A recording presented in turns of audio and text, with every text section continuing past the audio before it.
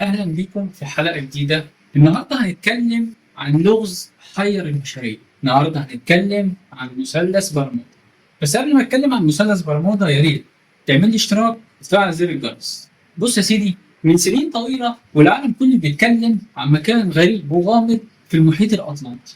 مكان الناس بتسميه مثلث برمودا. مجرد الاسم بيديك رهبة، صح؟ تحس كده إن هو فيلم رعب مش مكان جغرافي. الموضوع بدأ لما البحارة بدأوا يلاحظوا إن السفن وهي ماشية في منطقة معينة اللي هي ما بين ميامي وفلوريدا وبرمودا بتختفي فجأة. يعني تخيل كده مركب ماشي، الجو جميل، السماء صافية، وفجأة بوم، المركب مش موجود، ولا حتى حيطان ولا حتى جثث ولا حتى استغاثة. مفيش غير البحر فاضي. والعجيب كمان إن الطيارات بتختفي، يعني مش مجرد سفن، لا كمان طيارات، وطيارات حديثة جدا في وقتها، مزودة بأجهزة رادار وأجهزة اتصالات وماشية زي الفل. بس أول ما بتدخل المنطقة دي بتختفي. العالم كله اتجنن، إيه اللي بيحصل جوه المثلث ده بالظبط؟ وليه المكان ده بالذات مختلف عن باقي البحر؟ بعض الناس قالت إن الموضوع طبيعي، يعني طيارات بحرية قوية، أعاصير، ضباب مغناطيسي يخلي البوصلة تتلخبط.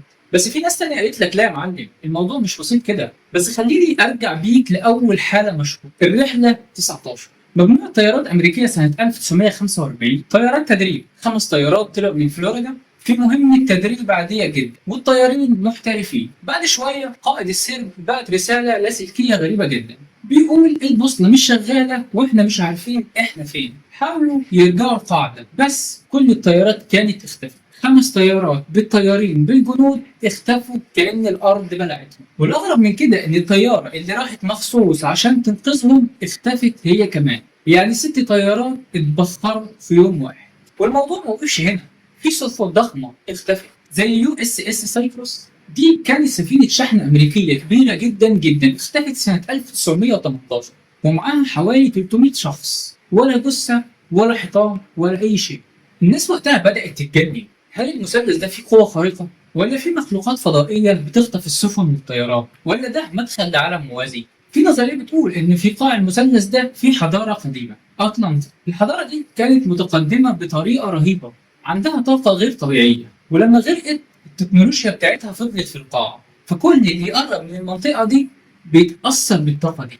يعني ممكن تلاقي البوصلة مش شغالة، أو المحركات بتعطل فجأة، أو الطيارة تتحول لمغناطيس ضخم مش عارف يوجه نفسه. بس لما تيجي تبص على الحوادث وتلاقي إن في سفن كاملة بتختفي بدون أثر، صعب تقتنع إن ده طبيعي. خد مثال تاني، سنة 1963 في غواصة أمريكية اسمها SS سكوربين كانت ماشية في مهمة وفجأة اختفت هي كمان جوه المثلث، ولما حاولوا يدوروا عليها لقوا أجزاء صغيرة من الحيطان بتاعها جوه المثلث، بس مفيش أي دليل يوضح إيه اللي حصل. بس السؤال هنا، إزاي غواصة أمريكية دفاعية بكل القوة اللي فيها وكل أنظمة الأمان تختفي كده فجأة؟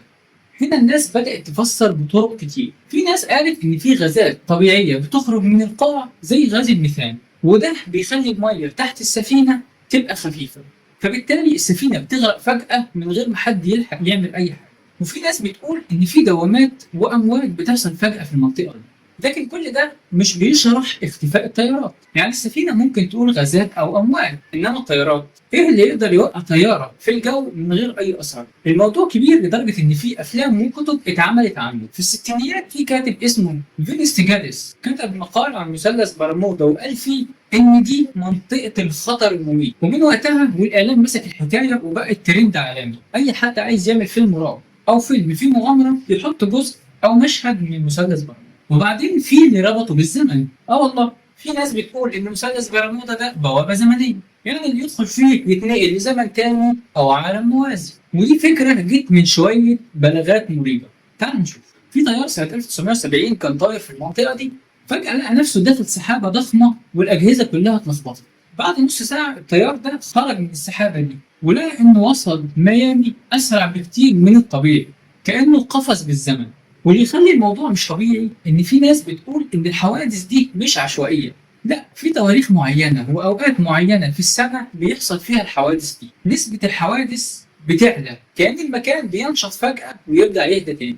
بس الأغرب من كل ده إن مش كل الطيارات وكل السفن بتختفي. يعني في سفن بتعدي من نفس المكان عادي جدا ولا كأن حاجة حصلت. واللي بيخلي الموضوع مش طبيعي، ليه دول اختفوا ودول عدوا؟ طبعا العلماء التقليديين حاولوا يشرحوا الموضوع ده وقالوا ان المنطقه دي بيبقى فيها امواج واعاصير واحوال جويه متقلبه، يعني ممكن فجاه يحصل اعصار يبلع سفينه. وكمان الموجات الكهرومغناطيسيه هناك عاليه جدا، فممكن الاجهزه تتلخبط. لكن مع كل ده لسه السؤال قائم، ليه مع كل الحوادث دي مفيش اي حيطان ظاهر للسفن؟ تخيل انك ماشي بعربيتك في الصحراء وفجاه تختفي من غير اي اثر حتى للكاوتشات، هتقول ايه؟ اهو ده نفس اللي بيحصل في برمودا. اللي عايز اكد لك عليه ان مثلث برمودا مش مجرد خرافه. هو في مبالغات كتير، في كتاب وافلام ضخموا الحكايه بشكل كبير، لكن في نفس الوقت في وقائع مثبته فعلا، سفن وطيارات راحت بلا رجعه. وبصراحه حتى لو العلماء لقوا تفسير زي الدوامات والغازات، هتفضل رغبه المكان موجوده. ليه؟ علشان الخيال دايما بيبني احداث وقصص غير موجوده، أحداث أكبر من الحقيقة، والإنسان دايما بيخاف من المجهول. الناس اللي بتسافر في المحيطات دايما بيتكلموا عن الإحساس المخيف وهم بيعدوا من المنطقة دي. في ناس قالت لك إن البوصلة بتتلخبط، يعني الشمال ممكن يبقى جنوب، كأن المجال الكهرومغناطيسي هناك مش طبيعي. في تفسيرات علمية حاولت تقول إن المنطقة دي تحت البحر فيها صخور كتير بتتأثر بالمغناطيسية، وده اللي بيخلي الأجهزة تطلع قياسات غلط. بس برضه التفسير ده ما يديش أي منطقية. ليه الطيارات بتختفي بالكامل؟ يعني ماشي البوصلة تتلخبط، لكن طيارة كاملة يبلعها البحر أو الأرض مش منطقي. في نظرية تانية ظهرت من كام عالم فيزيائي قالوا إن المنطقة دي ممكن تكون بوابة لبعد تاني أو ثقب دودي، يعني اللي عندي هناك ممكن يروح مكان تاني أو زمن تاني خالص. تخيل كده طيارة عاملة رحلة من ميامي لكوبا، تدخل جوه المثلث فجأة تلاقي نفسها بعد 5 دقايق فوق الصحراء الكبرى في أفريقيا. النظرية دي في ناس اعتبروها خيال علمي، وفي ناس تانية قالوا لا ده ممكن يحصل، خصوصا إن في نظريات في الفيزياء بتتكلم عن الأبعاد الموازية. طيب إيه رأيك في حكاية الغازات؟ دي كمان من التفسيرات اللي اتقالت. في باحثين قالوا إن قاع المحيط في المنطقة دي بيطلع غاز الميثان بكميات ضخمة، واللي ما يعرفش ان غاز الميثان لما بيطلع على سطح الميه يخليها خفيفه جدا، واللي فوقها سواء سفينه او غواصه بتغرق بسرعه كانها واقعه في حفره. تخيل سفينه ماشيه عادي وفجاه تطلع تحتها فقاعه غاز ميثان تغرق، سفينه تنزل تحت كانك فتحت تحتها باب سحري. ده تفسير منطقي شويه لموضوع غرق السفن واختفائها. بالنسبه للطيارات الناس وقفت هنا وقالوا لا، ازاي غاز موجود في البحر يطلع ويأثر على طياره في الجو؟ إلا لو طلع لحد فوق وولع أو عمل انفجار. وعلشان نزود الحيرة، في ناس قالت إن المثلث ده مرتبط بمخلوقات فضائية، يعني في قواعد سرية للكائنات دي تحت البحر، ودي مش مجرد إشاعة. في ناس من البحارة كانوا بيعدوا في المنطقة دي قالوا إنهم كانوا بيشوفوا أضواء غريبة جاية من قاع البحر. في طيارين قالوا إنهم شافوا أضواء طايرة قبل ما يدخلوا السحابة البيضاء اللي بتغطي كامل المثلث. والمحير هنا إن نفس القصص بتتكرر من الناس في أزمنة مختلفة، يعني مش مجرد واحد بيهبط وخلاص. نيجي بقى لحاجة أغرب. في طيار أمريكي اسمه بروس جيرنون، الراجل ده كان بيقود طيارة صغيرة سنة 1970، وكان معدي من المثلث وفجأة لقى نفسه بوسط سحابة غريبة، وبدأ يشوف أنوار حواليه كأنها كهرباء أو بالأزمة. الأجهزة باظت والبوصلة مش شغالة، وهو كمان حرفيا حاسس إن الزمن حواليه مش طبيعي. الراجل قال إنه حس إن الطيارة اتحركت من مكان لمكان بسرعة مهولة، يعني اختصر رحلة كبيرة في وقت قصير جدا. ولما رجع وقص حكايته العلماء اتجننوا. هل ده معناه إن في أنفاق زمنية جوه المثلث؟ طيب ليه الناس مهووسة بمثلث برمودا بالشكل ده؟ ببساطة لأنه مش حالة أو اتنين، ده مئات الحالات اتسجلت. حتى ناس عاديين كانوا راكبين يخوت أو غواصات عادية واختفوا. الإعلام كمان ساعد في تضخيم الموضوع ده بشكل كبير، خصوصا في الخمسينيات والستينيات، إن الجرايد بدأت تكتب وتقول مثلث بيبلع طيارات. الناس بقى دماغها راحت بعيد وبدأت تكتب أفلام وروايات عن الموضوع ده. بس تعال نبص للموضوع بعيون علمية شوية. هل فعلا المثلث ده أخطر من باقي المحيطات؟ في ناس بتقول لا، في أماكن أخطر منه زي بحر اليابان أو رأس الرجاء الصالح في جنوب أفريقيا، برضه فيهم اختفاءات وحوادث كتير. البحر في العموم خطر، والمحيطات مش هزار، دي طيارات قوية وعواصف مفاجئة، أجهزة بتبوظ، كل ده ممكن يفسر جزء من اللي بيحصل. إنما سمعة مثلث برمودا خدت الطابع الغامض بسبب إن الإعلام ركز عليه أكتر من أي مكان تاني. الغريب بقى إن في تقارير حديثة طلعت وقالت إن حركة المرور في المنطقة دي دلوقتي مش زي زمان. في سفن وطيارات بتعدي كل يوم، وما بيحصلش اي حاجه غريبه. يعني ممكن ان الموضوع ده يكون مبالغ فيه، بس في نفس الوقت حالات الاختفاء اللي اتسجلت في القرن اللي فات لحد دلوقتي مش لاقيين لها تفسير. اللي يخليك تحتار اكتر ان الطيارات اللي اختفت دي كانت ظروفها زي ظروف طيارات عدت من نفس المنطقه عادي جدا وما حصلش اي حاجه. يعني مش دايما كان في اثار او كان في مطر شديد او عواصف، ساعات الطيارات كانت ماشيه في اجواء صافيه جدا وبعدها بيسكت الراديو، ومفيش اي اشاره استغاثه او اي صوت، سكون تام. ودي حاجه غريبه جدا، لان طبيعي ان اي طيار بيواجه مشكله بيلحق يدي اشاره اسمها SOS، لكن هنا لا. في بقى فرضيه بتقول ان المكان ده بالذات في مجال كهرومغناطيسي بيبوظ البوصله، ودي فعلا اتسجلت لان في طيارين كتير بيقولوا ان البوصله اتلخبطت. البوصله عندهم كانت بتلف لوحدها، تخيل تبقى راكب عربيه وتلاقي الدركسيون لف منك فجاه لوحده. في قصة مشهورة لطيارة ركاب سنة 1970 كانت ماشية في رحلة عادية فوق المثلث. الطيار حكى بعدها إنه حس إن الجو حواليه فيه ضباب أصفر غريب والراديو قفل وأجهزة الملاحة باظت. هو قال إنه حس إنه مشي في نفق زمني، بعد شوية خرج من الضباب ده ولما نزل المطار لقى إن الوقت مش مطابق. الطيارة عدت المسافة دي أسرع بكتير من الطبيعي. العلماء وقتها قالوا ممكن يكون خلل في الساعات، بس اللي حضر الموقف ده قالوا لا، في حاجه مش مفهومه حصلت. القصص دي فتحت باب لنظريه اسمها الثقوب الزمنيه، ودي فكره ان المكان بيكون فيه ابواب بتفتح على ازمنه ثانيه او ابعاد مختلفه. يمكن السفن اللي غرقت والطيارات اللي وقعت ما وقعتش ولا غرقت، يمكن راحت في بعد موازي. تخيل نفسك تبقى راكب سفينه وماشي في بحر، تلاقي نفسك ماشي في بحر تاني بعد 300 سنه. النظريه دي بتجنن الناس لانها بتجمع ما بين الغموض والعلم. في ناس قالوا لا، الموضوع بيبقى أعاصير وتيارات بحرية قوية وأخطاء بشرية. البحر الكاريبي أصلا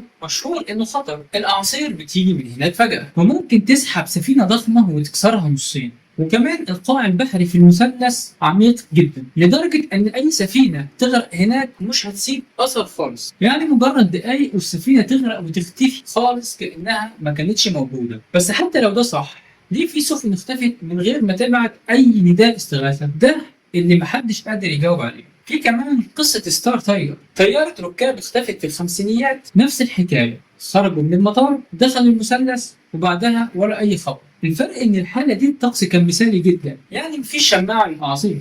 الموضوع بقى لغز كبير. الناس بقى ربطت كل اللي بيحصل ده بالفضائيين، ان هم بيعملوا تجارب للناس اللي بتتخطف تحت البحر، وناس تانية ربطوا اللي بيحصل بقارة أطلانتس الغامضة المفقودة. اللي يزود الحيرة كمان إن في مناطق تانية في العالم شبه برامودا، زي مثلث التنين اللي قريب من اليابان اللي حصلت فيه اختفاءات مشابهة. يعني مش مثلث برمودا لوحده اللي عنده اللغز، لكن برمودا هو الأشهر لأن الإعلام ضخم الموضوع. وبصراحة العقل البشري لما بيقف قدام حاجة مش عارف يفسرها بيتجنن. كل ما الزمن يعدي الناس تحط نظريات أغرب. في ناس صدقت إن برمودا أسطورة، في ناس لحد النهارده بتخاف تعدي من المنطقه دي. في سفينه اسمها إيلين سنه 1881 كانت معديه من المنطقه دي في المحيط الاطلسي، وقابلت سفينه تانية تايهه وما فيهاش اي حد، زي شبح وبيتمشى في البحر. الطاقم بتاع سفينه إيلين أوستن قال ناخد السفينه دي كغنيمه لينا ونمشي بيها. فعلا خدوها وركبوا عليها طاقم تاني، ولكن بعد يومين السفينه دي اختفت فجاه، ولما لقوها برضه كانت فاضيه تاني ما فيهاش حد.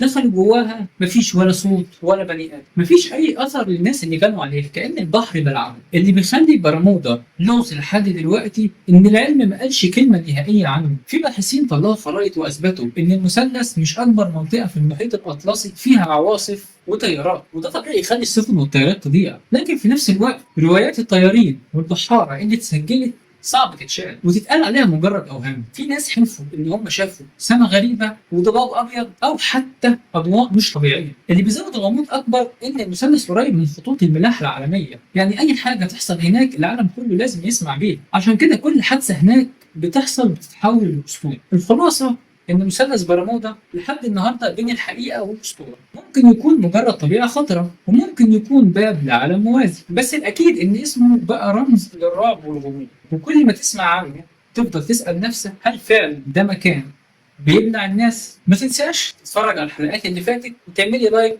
واشتراك. سلام.